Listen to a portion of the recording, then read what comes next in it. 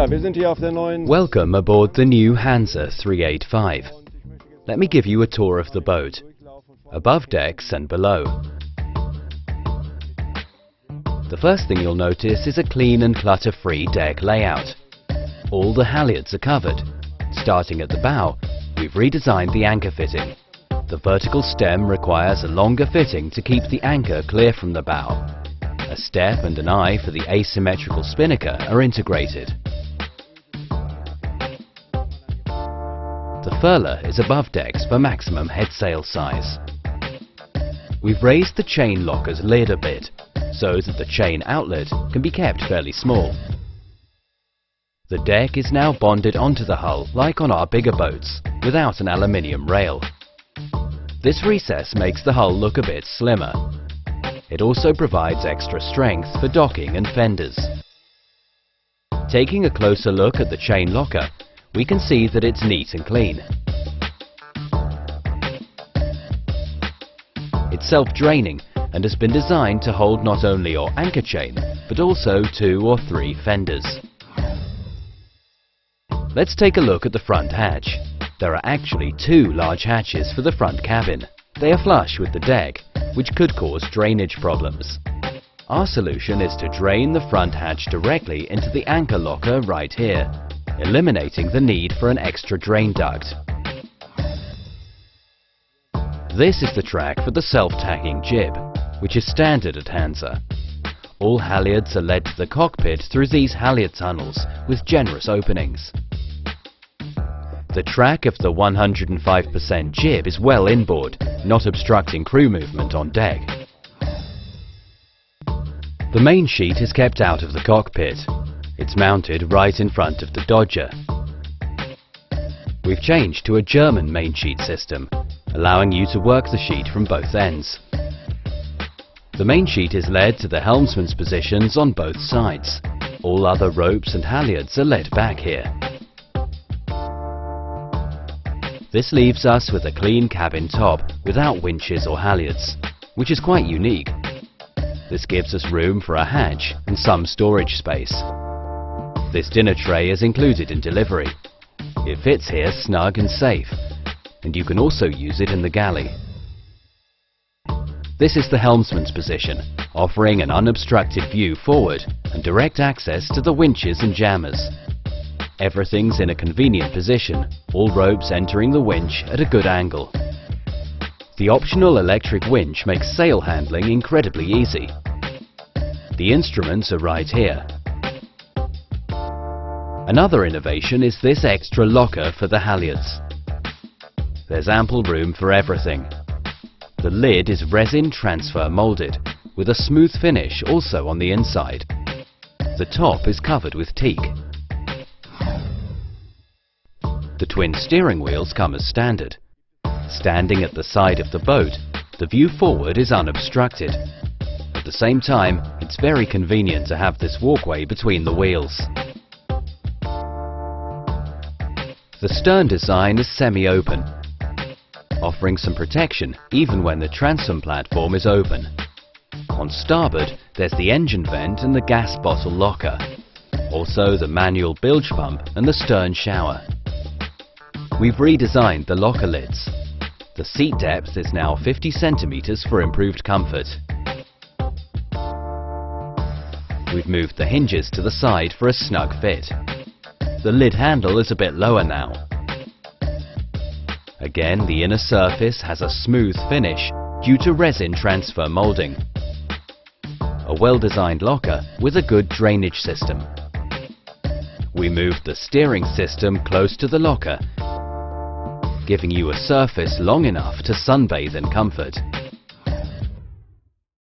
We've moved back the controls to the helmsperson, so we have a very wide and spacious cockpit. It's almost as wide as on the Hanse 445, a bit shorter of course. We have enough room for this new voluminous cockpit table. It's big enough for an optional fridge or even a barbecue. The new chart plotter is a bit exposed here, but that's no problem as there are no sheets or ropes in its way.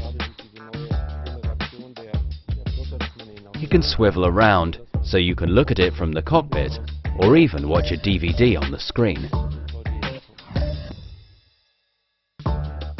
Another look at the cockpit table. This cup holder can be turned around to create a flush surface for dinner. Let's take a look at the companionway. The entry's in the back for maximum interior space. The sliding hatch is quite long, allowing for a gentle angle for the stairs, like on our bigger yachts. The drop boards slide up and down on tracks. One pull and it's closed. It's lockable too.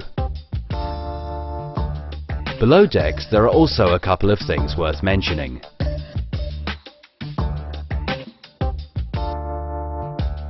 Here we see the companionway stairs.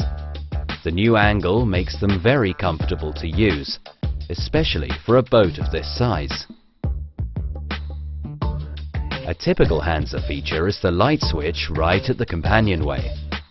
You can switch on the light here when coming aboard, even if the battery main switch is disconnected. The standard version, what we call the C1 layout, features an extended galley section. This sliding cupboard can be replaced by a second fridge, also with sliding mechanism. You still have enough large cupboards. This cupboard disappears behind the cooker for easy access. The top-loading fridge is tried and tested at Hanse. Looking into the main cabin, we can see that it's exceptionally wide for this class of yacht. We'll get back into that. Let's first take a look at the new nav station with the new seat. It's made from molded plywood covered with leather. It's retractable and offers comfortable seating even when the boat is heeling. It's also at a good height and with enough space at the knees. The new main cabin table is drop-leafed on both sides, so the settee can also be used as a berth. We have another one of these dual-purpose cup holders here. Also, we have new lights, like on the bigger yachts, with an additional red bulb for night sailing. The backrest has a new contour, providing better comfort. A standard feature is this little wine cellar in the bilge, right next to the nav station. Looking at the ceiling, you can see the completely re-engineered inner deck mold with integrated handrails and indirect light.